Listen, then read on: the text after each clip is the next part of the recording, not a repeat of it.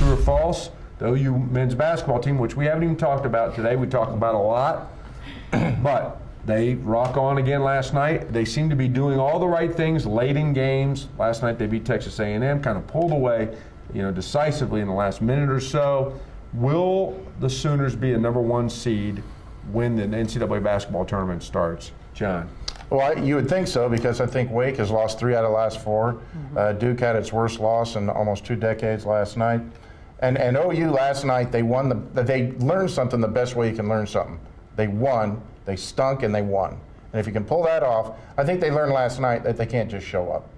A&M is underachieved so far, but Barry last night, it looked like they were going through the motions a lot of that game. I tried to think of somebody that I thought really played well, and the only guy on the team I could think of was Ryan Wright.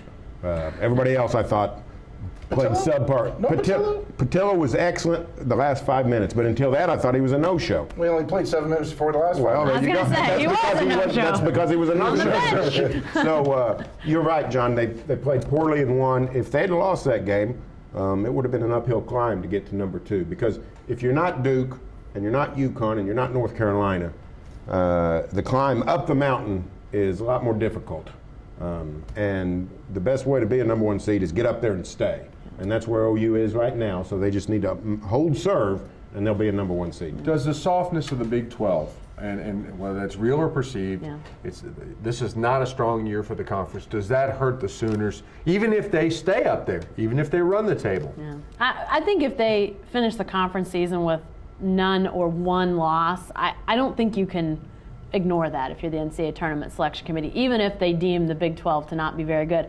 And stuff like Missouri going to Texas and winning is not going to help the Big 12's cause when it comes to how good or bad it is. So, they're definitely not – the Big 12 is not doing OU any favors, but if they finish the regular season with 2 losses, 1 loss. Well, it's like Memphis and Conference USA. They ran the table. That wasn't held against them. Yeah. They were easily the elite of that. It wasn't held against them, and it didn't seem to hold them back any. No, right. I mean, they were within a whisker of winning the national title. That's right. Thanks, guys. That's all for the Press Row, but you can stay with the best coverage team anywhere, every day at News OK, and every morning in the Oklahoman.